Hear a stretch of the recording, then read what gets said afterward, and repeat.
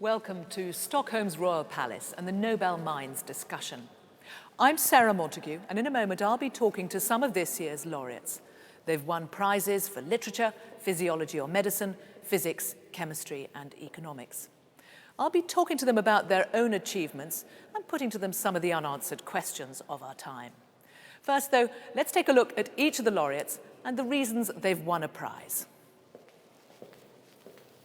Luc Montagnier and Françoise Barré-Sinoussi have won the award for physiology or medicine. They were given the prize for their discovery of the human immunodeficiency virus, HIV, in the early 80s. They share it with Harold Suhrhausen, who discovered that human papillomaviruses cause cervical cancer. Martin Chalfie and Roger Chen were awarded this year's chemistry prize, together with Osamu Shimomura, for the discovery and development of the green fluorescent protein GFP.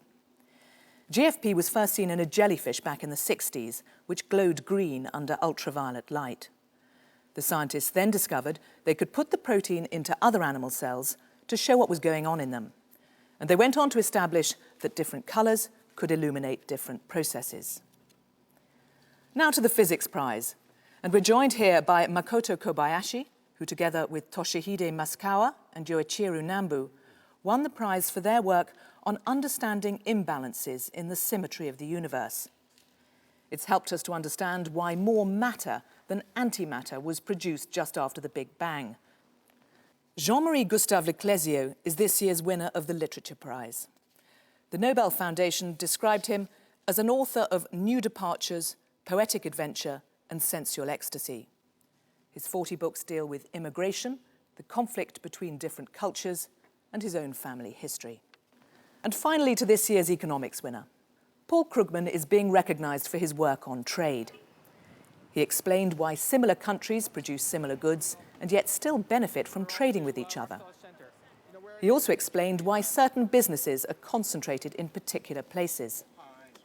In recent years, he's used his New York Times column to warn that the economy was heading for trouble.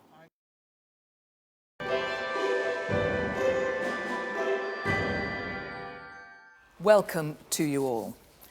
Now, you're all so well known in your fields and you've won so many awards over the years, but there is something about a Nobel Prize, and I wonder what it's like to get that news that you have won.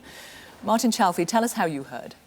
Well, traditionally, you're supposed to get a telephone call, but in my case, I slept through the telephone call and woke up realizing that the announcement must have been made in chemistry, and I was curious as to who received it. So I went to, had my laptop next to my bed. I went to the nobelprize.org website, looked up who had won, and received the shock that my name was there. I have to admit, I've looked several times afterwards to see if it's still there, because it was a real surprise to see it. I nudged my wife and woke her up and said, I think it's happened. And she thought I meant we had overslept and our daughter was late for school. So she immediately jumped up to help our daughter. And I said, no, it's actually early. Look at this. And so it was a real surprise. You described it as the schnook, didn't you say? You wanted to see which schnook had won. I wanted to see which schnook had won. And I was the schnook. Yeah. Roger Chen, what was your reaction when you got the news? Well, I was in a sort of semi-drugged half state of awakeness. I was a bit shocked. I was worried a bit that it was a prank, but fortunately at the end of the announcement from the permanent secretary, some Swedish colleagues who I actually knew also got on the line. And so that made me feel a little more likely that it was not just students calling me up to taunt me. And the feeling when you heard? A mixture of a great deal of adrenaline, pleasure, but also apprehension at the exposure and ordeal that was about to start too. Well, which is something we will get on to. Paul Krugman, you didn't presumably think it was a prank, did you? Oh, no, on the contrary. I thought it was at least even odds that it was a joke, because it was obviously a fake Swedish accent, and so I thought it was quite likely that it was a joke, and that it wasn't until it popped up on the website that I was entirely sure that it was real. And then you wrote about it on your own website, didn't you? Oh, well, yes, a little coyly. just a link to the website and saying that an interesting thing happened this morning. Françoise Barré-Sinoussi, you were in Cambodia, weren't you, where you were working? That's right, yes. I was in Cambodia in the middle of a meeting when the phone rang, and indeed it was a journalist from France, from the national radio, that called me and told me, I'm calling for the wonderful news. And I said, what are you talking about? And she said, you don't know. I said, no, I don't know at all. And then finally, she started to tell me on the phone what was going on, and I said, that's not true. You didn't believe her? No, I did not believe it. Luc Montagnier, what about you? Because what was your initial feeling about what it would mean for what you were doing in work in AIDS? Well, of course, it's for me, for my team, great recognition. I think also it's important that to remind people that AIDS is still with us. So it's a very strong side from the Nobel Committee that the prize is given to the research on AIDS. Of course, it doesn't change life too much. You know, we have to continue. But of course, for the time I received the news, I was in a car in Abidjan, Ivory Coast, going to a meeting on AIDS.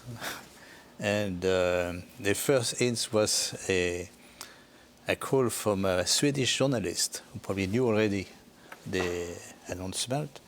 And I did not know about the journalist, but I could read on my cell phone 46, which is the code for Swede. So I said, this is a good sign, something going on. That's all. It's a period when you know what's going to happen, so you know it might be. Jean-Marie Leclésio, what about you? What does it mean for you getting the Nobel Prize for Literature? It was for me quite a surprise. I was not ready at all for such a distinction because immediately I thought there are so many writers who deserved it, probably better than I. But after all, I acknowledged it, and all right. So I said, "This is it." It's for me, it's a good omen because I like to write, and so it's for me an encouragement. It's a great thing happening for me. It will dramatically change your life, won't it? Because it gives you, I think you described it as giving you freedom. Yes, not dramatically, but it's as I said, an encouragement. So it's giving me time to continue my writing. Because you will be able to give up work and concentrate full time on writing. Yes. I used to teach a lot. I like teaching, but it takes time. So now I have time to write. Professor Kobayashi, what about you? What effect has winning the prize had on your work? Okay. I was wishing to continue my research at my own pace, and my life changed suddenly, and I got a lot of the invitation and request of the lectures. So I'm afraid that it became difficult to fulfill my wish. Because you are so busy. Yes. Now let's turn to the reasons that you have all won the prize now. Martin Chalfie, I know that when you describe the reasons, your discovery that got you the prize, you describe it almost as if it was a fluke, because you had seen these fluorescent jellyfish and thought, I wonder if you could put that into biological systems. Is that right? Well, I actually never saw the jellyfish. I was listening to a seminar in which someone was describing the work. But the years before that, I'm a biologist, even though this is a chemistry prize, and I have been interested in the development of nerve cells. And I work on a very small animal. It's only 1 millimeter long. It's a nematode, a roundworm called Cenorhabditis elegans. And for the 12 years before I heard this fateful seminar, I would tell people why this was such a wonderful organism to work with. And one thing that I and all of my colleagues would say is it's transparent. We can put it under a microscope and we can see every nucleus in every cell. There are ways of seeing that. But it's very hard to distinguish one cell from another. We're also in the process of trying to ask for genes that we had cloned, what cells made those genes or activated those genes? And there were rather cumbersome methods. So when I heard a seminar in which someone said, there is a protein. The protein is fluorescent. All you have to do is shine light of one color on it, and another light, a different color comes out, so you can see where that protein is. I realized that if we could put this in our animal, the cells we were interested in would glow green whenever we shine ultraviolet or blue light on them.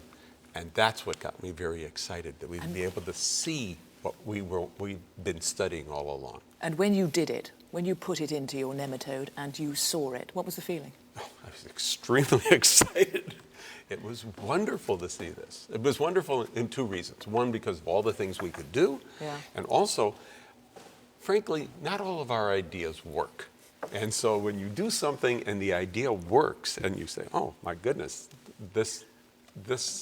we've been able to do this, that's an incredibly gratifying feeling. Because Roger Chen, you took that and sort of then moved it on, developed it further, didn't you? Yes, you could say that the green fluorescent protein is a bit like your highlighter pen that you are so fond of, but except that there we have taught each organism to be able to apply the highlighter pen to anything that we ask it to. So we can tell, say, a mouse or a fly or whichever creature, pick this book in your library and underline these sentences, and then we can see it from anywhere.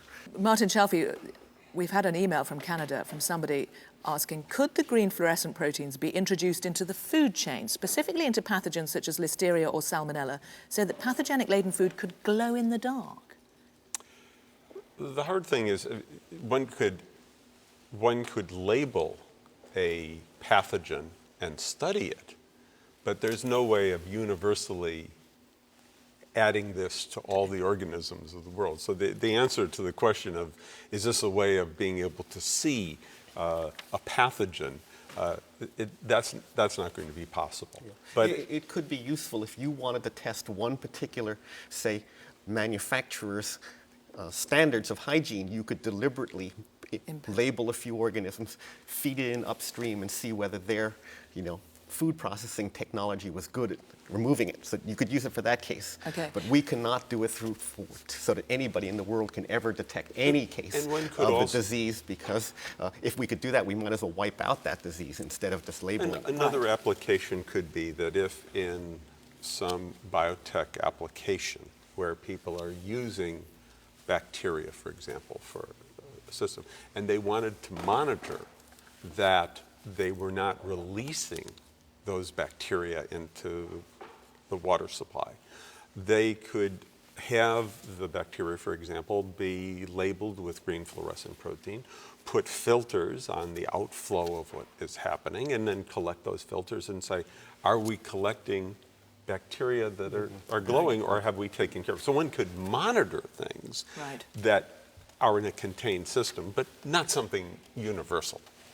Now, Paul Krugman, you have become well known for your work, actually, since the work that you got the prize for. What you got the prize for was how advanced countries trade. A large part of it, yes. And, it's longer-term economics. I was thinking, big things. Why is there international trade? Why have we had these trends in trade over the course of 30 years, or why have he had these trends in location over the course of 50 years? And I also do work. There was a small citation in the prize for work on financial crises, although mostly what I worked on in the papers that the prize cites were mostly about crises in third world countries, small countries having problems with exchange rates. And now it's actually very relaxing. I used to be kind of an ambulance chaser going off to Southeast Asia or South America to study crises, and now I can take a commuter train to New York City and I can visit the crisis. Now let's turn to your discoveries, Luc Montagnier and Françoise Barré-Sinoussi. You discovered what the cause of this disease that appeared. You discovered it was the virus HIV/AIDS. And Françoise Barré-Sinoussi, it was a very fast turnaround, wasn't it? It was, since the first cases of AIDS were recognized in France in 1982. And we were contacted by clinicians at the end of 82, and at the end of January 1983, we had the first sign of a retrovirus in the culture. At the beginning, it was considered as a gay disease, a gay cancer.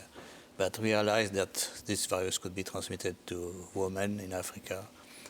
And this was the beginning of, yes, as you said, a big scare because, as you know, AIDS is still with us. In fact, many people die of the disease still now. Okay. Well, Françoise Barré-Sinessi, we've had so many emails from people wondering if there is going to be a cure in the future. Of course, we all dream about a cure for AIDS. We know also that it will be difficult because we know that the virus can hide into what we call the reservoir. And the reason why today the treatment cannot be stopped. Each time that the patient stops the treatment, the virus comes out from the reservoir. So we have to find other strategy,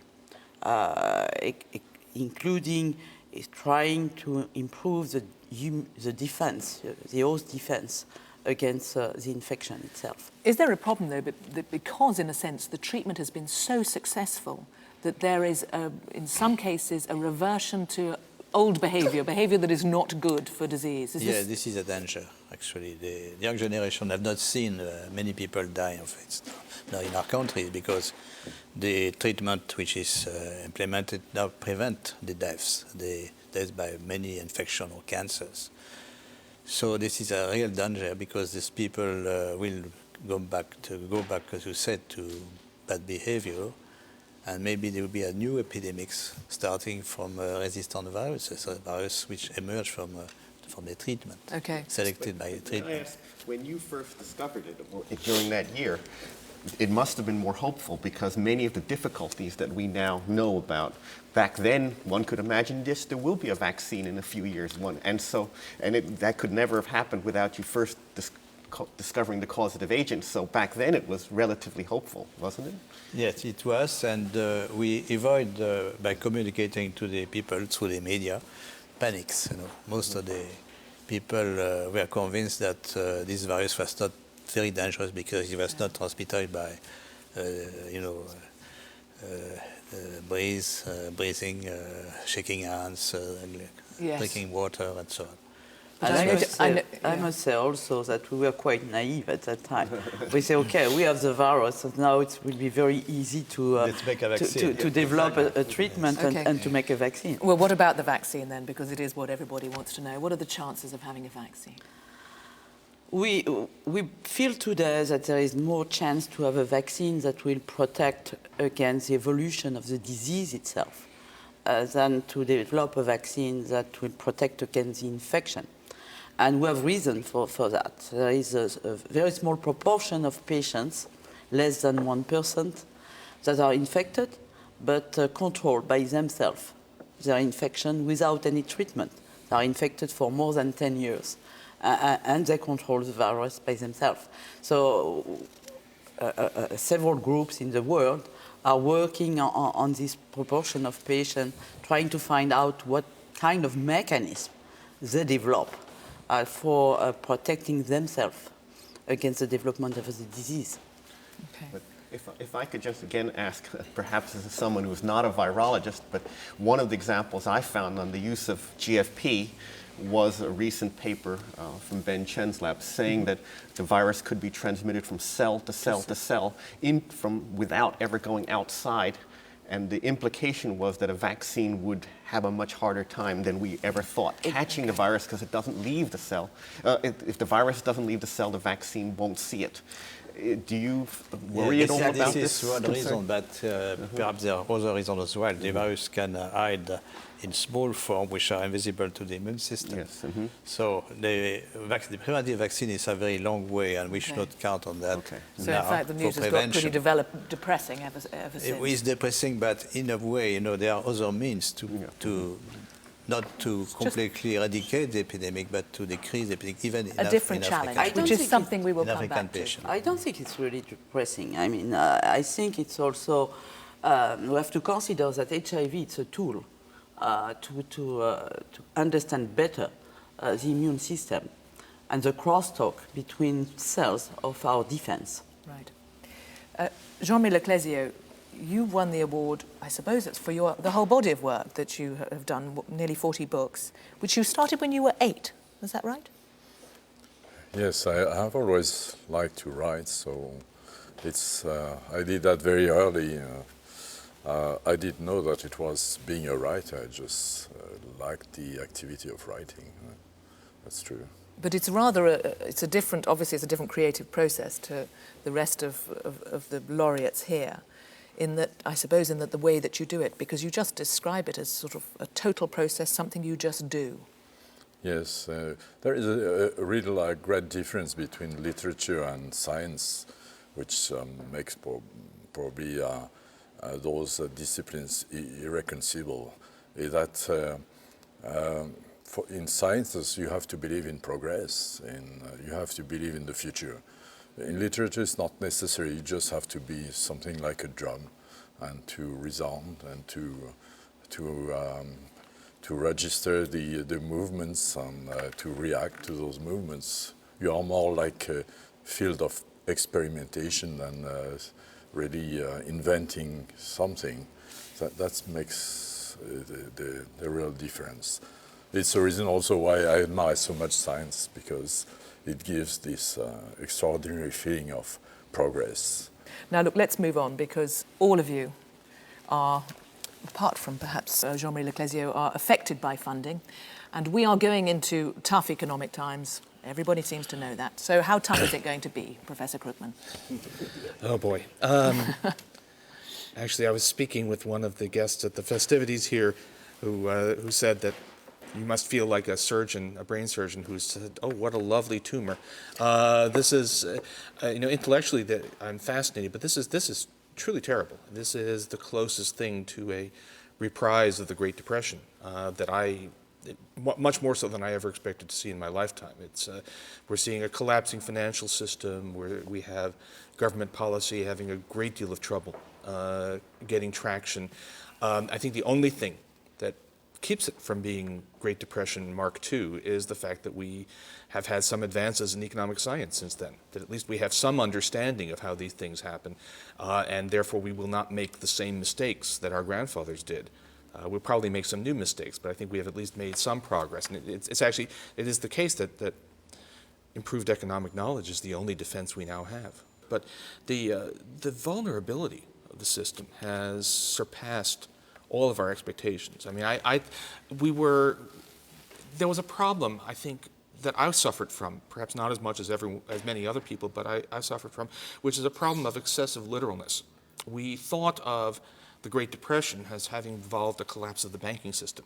And we said, well, our banks are now, they have guarantees, they have regulation, the banks can't collapse. And we thought to ourselves, we forgot that a bank is not defined by what it looks like. It doesn't have to be a big marble building with windows at which people hand in cash or take it out. Anything that does bank-type activities is actually a bank, and it turned out that the true banking system primarily consisted of things that didn't look like old-fashioned banks. It consisted of investment banks, money market funds, all of these institutions that didn't have much of a physical presence, but in economic terms, we're doing the same thing. And what we're now seeing is 1930s-style bank runs hitting all of these non-bank banks, and that's what we missed. Right. We've learnt the lessons, you say, so are you confident when you see what is being done now? I am happier to see it being done.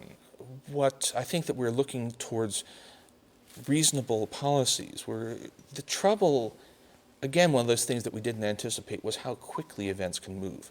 Because in a way, we're having a 1930s-style crisis, but it's on internet time. It all moves so much more quickly. And so what we need to do, in the United States, it appears we're going to have a very large-scale employment programs, very much like the Works Progress Administration in the 1930s. But those things take 8 months, 12 months, 16 months to get going. Meanwhile, we're losing jobs at the rate of 500,000 a month. So that even with very good leadership and the best will in the world, an enormous amount of damage may take place before we can get the rescue program underway. It seems to me that in an economic crisis, I'm thinking back on my parents' story, right, and other parents that I had. My mother, because of the Depression, was in college and couldn't pay the tuition, and she left college. And I would imagine that one of the fallouts is going to be on education. And we're not in terms of the immediate run of employment or the immediate loss of people working in particular fields and others, but that people will, in a sense, be directed in different ways. They will not be able to go into higher education, for example, because of the cost. And that will have a very detrimental long-term effect. So one would imagine that an element of a recovery would be to shore up these long-term conditions so that we don't fall away from having the scientists and the economists and the writers being supported later on. I mean, any prolonged economic difficulty casts a long shadow over the future. Investment of all kinds, business investment, tends to be cut back, and education is, in a way, I'm sorry, I sound like an economist here, an investment decision that people make, and it has to be put off and abandoned in many cases. I will say that if we handle this well, some of the response will involve aid to education, and that will mitigate, may even have in the long run positive effects. And there's I almost feel that I shouldn't say this, but one of the issues that certainly are at an elite university teaching, one had the sense that our best and brightest students were all rushing off to make money on Wall Street. And that problem, I think, has been solved for the time being. And we may actually have a few more people doing deep thinking rather than rushing off to become multimillionaires by the time they're 30. And going to science. That's right. Or literature. Françoise Barry-Sinisi, are you worried about the effect on the treatment of AIDS and HIV and the research for it? Of course. Not the only one. We are all worried about the impact of the crisis on even the global health system, I will say. Especially in developing countries. We were at one point these days that through international effort and commitments of different governments, helping the developing countries to have access to treatment for HIV/AIDS. And of course, we are wondering whether they will respect their commitments in the near future. That's very much, there's pressure, I hear, that, well, let's cut out the foreign aid. And we try to explain that, first of all, there's very little money. And secondly, it's very essential. But there is pressure, political pressure, to say, let's spend that money at home. Have you already seen evidence of that, Françoise Barry-Sinisi?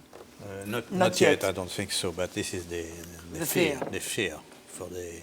It's true that the poor country, will probably have more. There will be more impact of this crisis on the country we have no real resources, and this is probably most of the African countries also. They will suffer more of the disease, of the health will not be contemplated as first priority, and some people will die of that probably.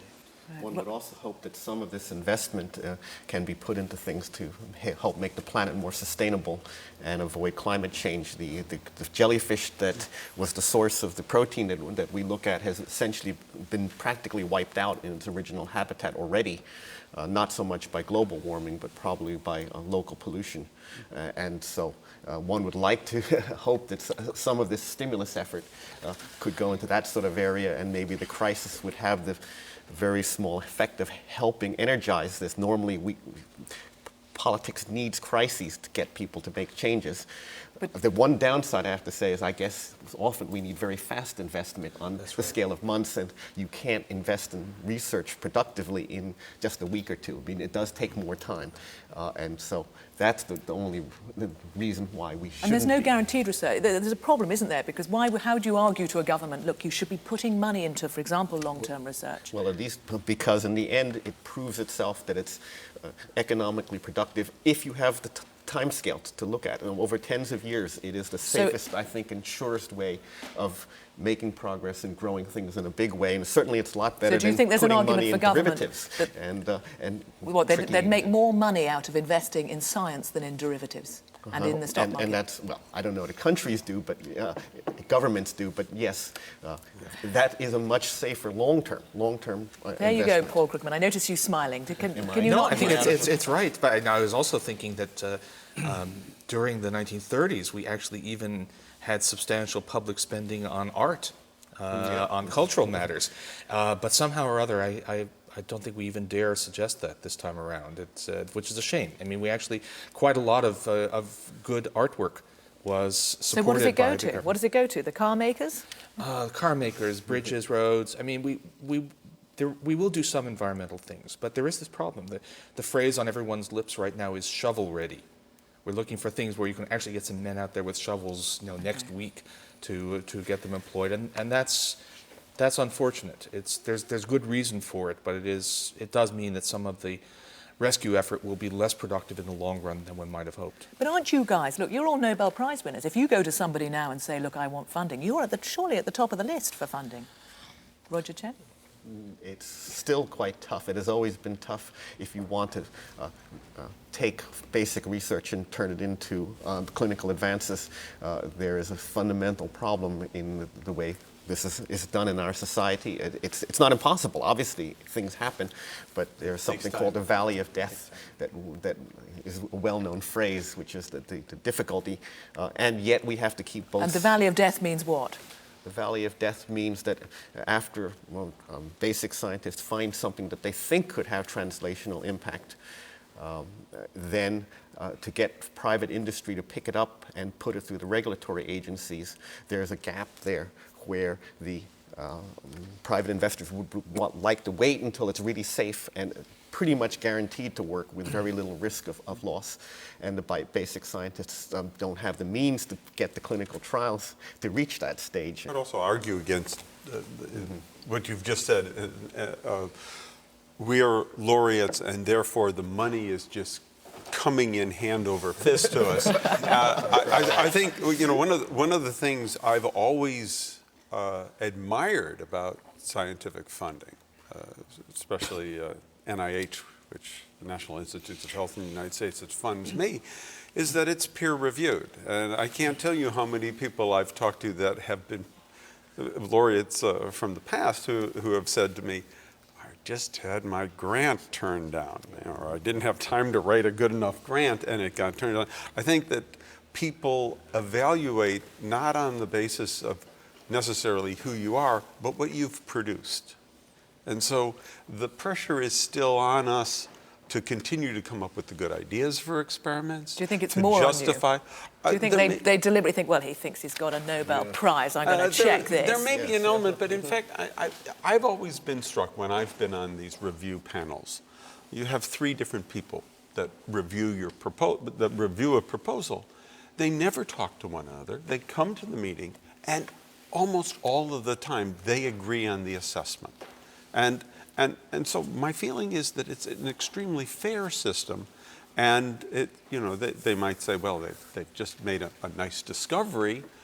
That should allow us to go forward. But I don't think we're in a special situation necessarily. What about physics, which is pure science? Makoto Kobayashi, how do you explain why we should spend money on pure research, like the Large Hadron Collider at CERN, which has had its problems, rather than something which directly benefits people? Yeah, the LHC experiment may not directly benefit the people, but we cannot foresee what kind of the application we'll have in future. So this is one thing, but putting this aside, I think that the scientific knowledge have been changing the way of thinking at a very fundamental level, and we continue to do so. So I think this is very important. But problem is how much value the taxpayer find in this fact. What could 20 years ago, one might challenge, or 30 years ago, why do you want to study? Why does anyone want to spend tax money on understanding why jellyfish glow? I mean, they're just glowing out there, and we can't even. You have to shake them really hard to make them glow. For economics, the equivalent of the Large Hadron Collider is economic data gathering by the government. That's actually the most expensive part of the business, and it has been subject to constant cost cutting. And we are in this situation where we have great economic problems, and our ability to track the economy is actually eroding. And it's also problematic because much of the system was set up in the 1930s and 1940s and is outmoded for the 21st century economy. And maybe, I'm hoping that we can persuade people that actually one of the things we should be doing now is spending more money, more resources on just finding out what is going on out there. And that's you know, we're to some important extent, we're flying blind now. Okay. We, of course, we have a recession ahead. We also have a change of government in the White House. And you are an American resident, Jean-Marie Leclésio. Are you expecting life to change as a result of a new president for you? Yes, I hope so. I was listening to the explanation, or not the explanation, but to a brief resume of the economical crisis. In my eyes, first I must say that the writer, the pure researcher, is probably will probably be the first victim on this table from the restrictions. But then something was lacking in that portrait, something which I would say would rather deal with literature, which is the exchange between cultures, because the expose you made was from the point of view of the American government, the American society. This is the whole world, and the crisis is affecting much more the third world, what we call the third world, the world which is under development. And I think this, I would like to underline this, because literature deals more with the exchange of cultures. I would like to give a brief example of what is happening today. As we are speaking, a very little tribe in the northern part of Canada is under stress because a society called Hydro-Quebec is going to build dams on their river.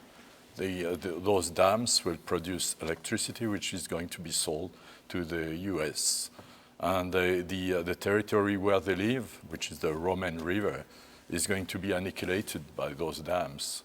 And these people are just asking, can we keep our land? Can we keep our river? We have been fishing for thousands of years on this river. So this deals more... But that is happening all over the world in various different ways and has always happened. Yes. Are you saying that we can find a way where it doesn't happen? Well, yes, I suppose we could listen to the Innu Indians when they say, we have been living here, well, why can't we keep this piece of land ours, and why can't we just keep on fishing and hunting on this river? And this is just an example, but it means that the developed countries don't listen. They never listen to the other countries. They never listen to the other societies. They always see that from their point of view, from the point of view of bankers, the financial institutions. But people are living on the ground. I entirely agree to what Leclésio just said. And we had good experience with HIV/AIDS. I mean, when at the beginning we started to think about decreasing the epidemic in some African countries, it has been a lot of program coming from industrialized countries, mostly Europe and United States, and none of them worked. It started to work really when the local patients and populations organize themselves. And then we started to see the impact.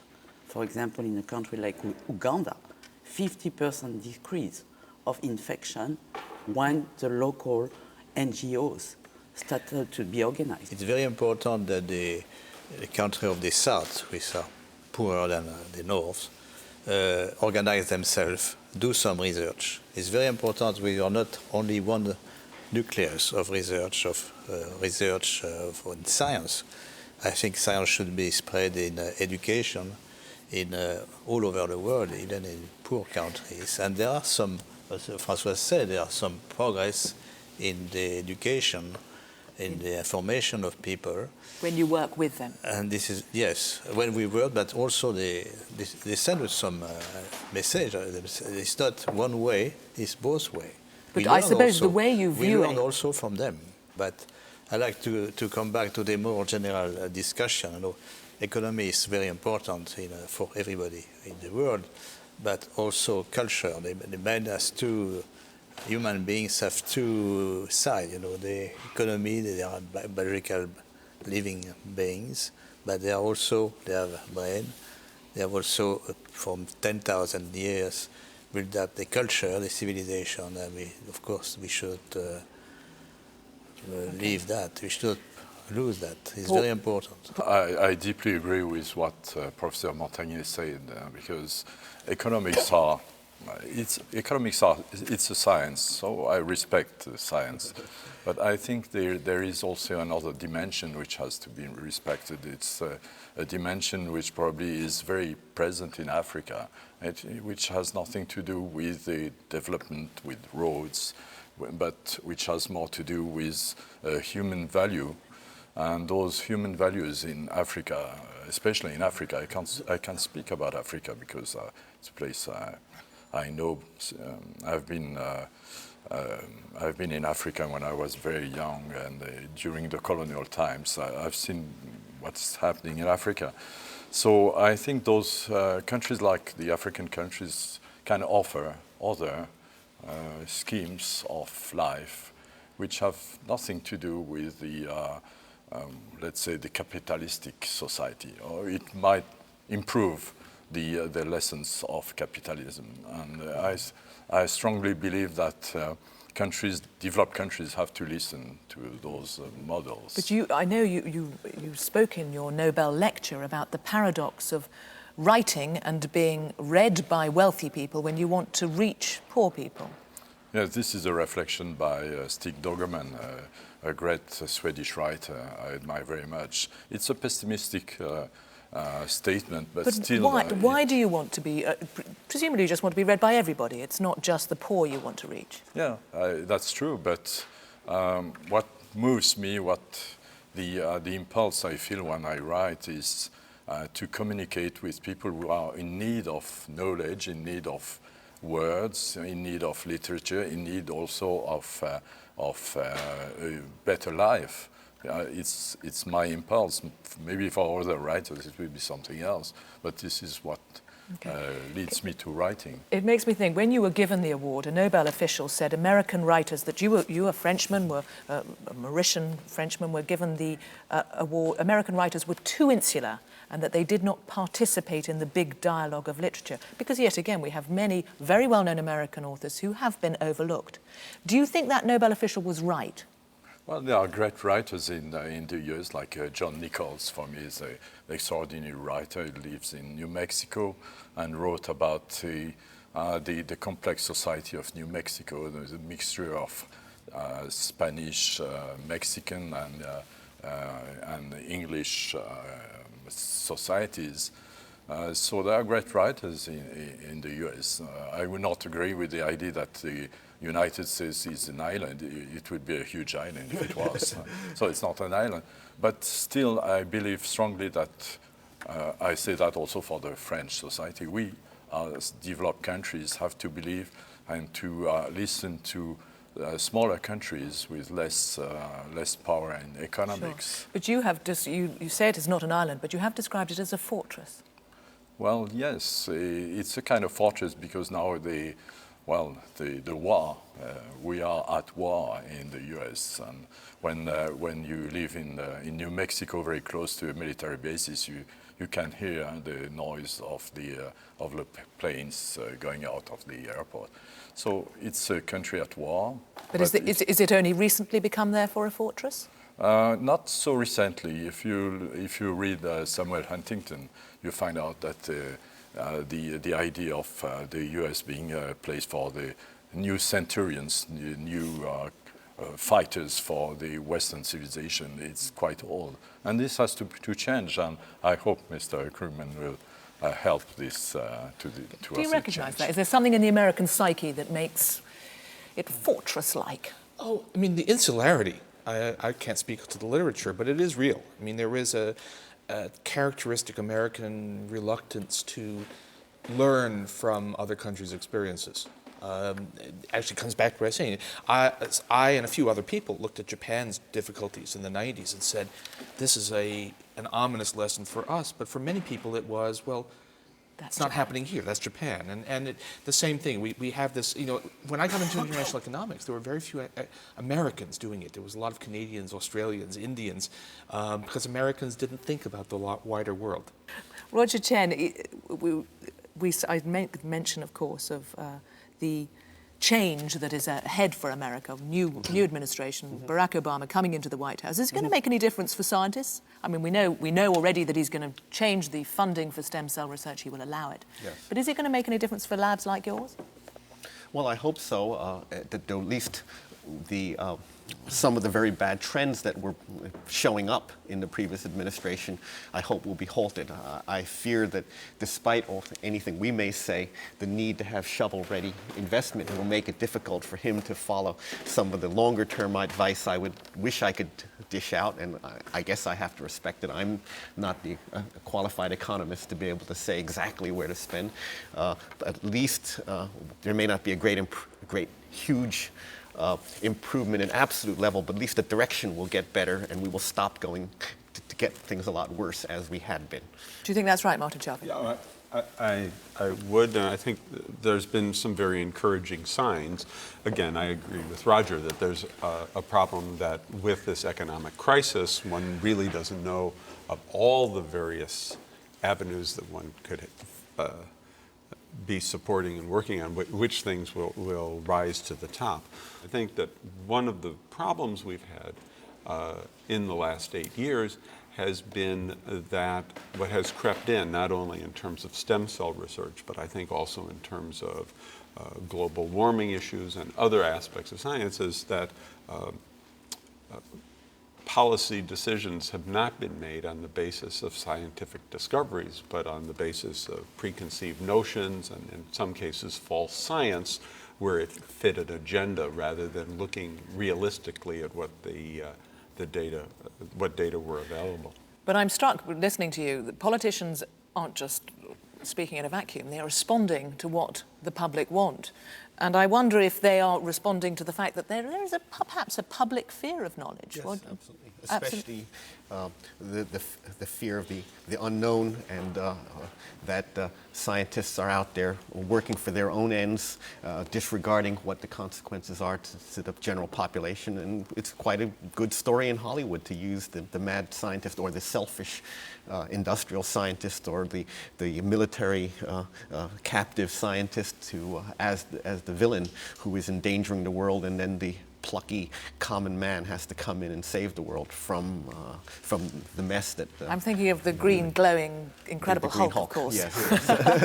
Lifted from your work. Well, I'm not quite our work, but yes, there was some inspiration. Is it something you from come GFP. across from your students as well, who are aware of what you're working on and what it could turn into? Not so much our students, because, of course, in a high-level university, they are self-selected or have been selected, but you only have to look at Hollywood's output or what politicians say, knowing that it actually gets votes in certain parts of the country to say that, this is the American part of the country, the pro-American part, that there are places where it's fashionable to be derisive of pointy-headed intellectuals. Right. I'm thinking of one of the developments, potential developments from your work, from what I understand, which is its use in detecting landmines. Now, it's something that has been asked, and it's something that has been raised, I know, before. Is it a realistic prospect that you could use GFP on a field and it would glow where the landmines are? There are people working on that, and I don't know, it will be literally GFP. There may be other technologies that are sort of in the general area that I think could be applied, and more work on that should be done. There is some prospect of it, and serious people are making progress, I believe, on it.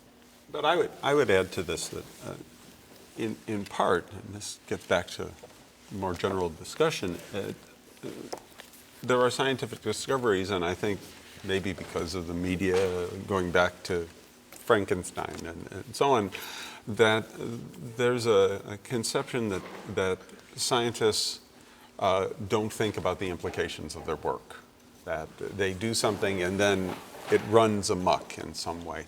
And I think the landmine possibility, the idea that we know, for example, that there are there are control regions in DNA that will respond when the level of TNT is raised in an environment. And that can be used to turn on GFP, and at least that was the initial hope, that this would be a signal for this.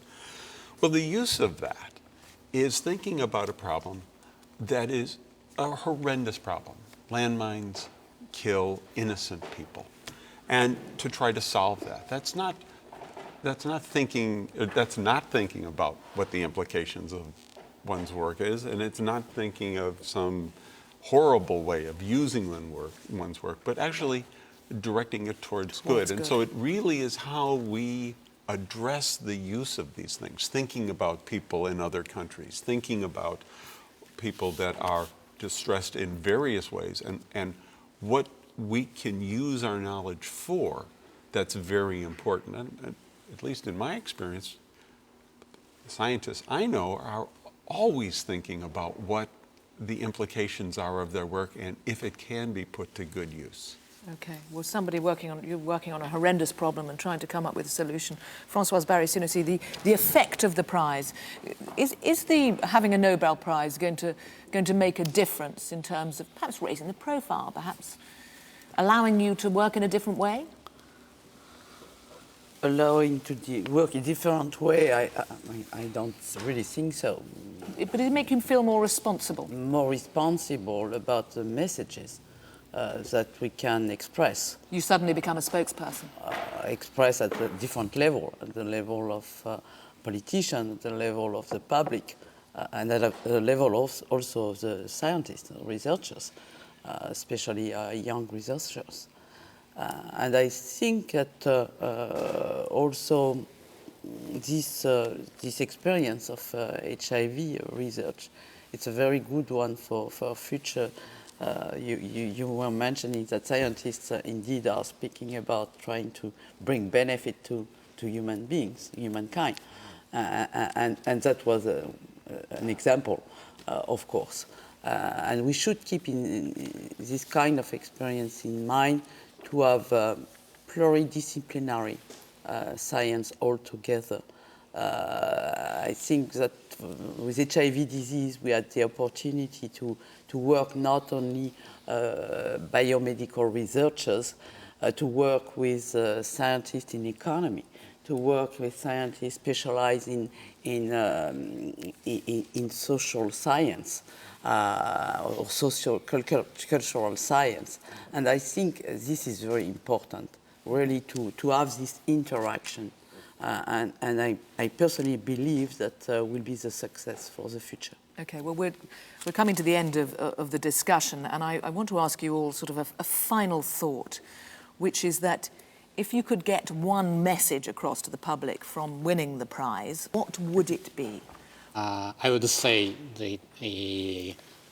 discovering the scientific fact is interesting. In particular, to young people, I like to say that everyone has a chance to experience the joy of the discovery. It was very interesting for me to be on this table because, in fact, I realized that there are some links between science and literature. I used to think there was absolutely no link, but suddenly I discovered there are some links, and those links they mean that we are living in a very coherent world, and we have to be together in this world. And not only between scientists and literary persons, but between people from all cultures, coming from all types of education. The first thing, the essential thing, I think, is education. So we have to reach that level when everyone in this world will get the proper education. I would say the first condition is peace. We cannot work, we cannot live without peace. And so if we can try to contribute to the extinction of wars, that will be a first message we could convey. by our words. I was delighted to see the unity between spontaneous symmetry breaking in physics, the spontaneous aggregation of specializations between manufacturers, some of the work we do on synapses, and all of that which it needs to be discovered, in our case, with molecules that we create, and in a little bit like we hope works of art that also have some useful functions. And so I feel a lot of unity here, and of course it's then applied to biology. So that was really nice for me to see from meeting all of you in these few days and today. Françoise Barré-Sinessy, what would your message that you would like to get out there? Maybe a very short one. Because I think we are all unified in this world for only one thing, the right to life. The right to life. Martin Chalfie, you could retire now. Too many things to do. One of the things, this award is an award for achievement, for accomplishments, for something in the past. And sometimes I think people think, oh, okay, well, this has been done. But as I mentioned before, it was the discovery that was so exciting. And there is so much left for us to discover. Okay. There are worlds. Who would have known that we would have learned something from a jellyfish or from the worm that we study? And there are many more organisms that we know nothing about, and how they interact together, and the ecology of the world, and the evolution of life. There is so much more to learn. Okay, Paul Krugman, we talked a lot about the economy, and I'm going to end with you, Paul Krugman. I hope it's not a gloomy note, is it? What? Oh, no, I mean, the thing about, actually what Martin was saying, I mean, what I hope I can manage to convey somehow is how exciting economic research can be. I mean, it's funny, the field of international trade, when I started to work in it, people actually said, oh, you don't want to do that. That's a done field. It's all cut and dried. It's this monolithic structure. There's nothing new to be said. And instead, the group of us who are working on these things said, you know, actually we've only explored half that world. We missed a large part of what's going on, and there was this wonderful sense of perspectives opening, of an entirely new view, and you suddenly looked at the world with completely fresh eyes when this new method of analysis came in, and that's the wonderful thing. And I think what the prize does for me is it makes me nostalgic. I want to do more of that. Positive note to end on. Ladies and gentlemen, thank you all very much for taking part in Nobel Minds. Well, that is it from us for this year. We'll be back again next year, though. See you then.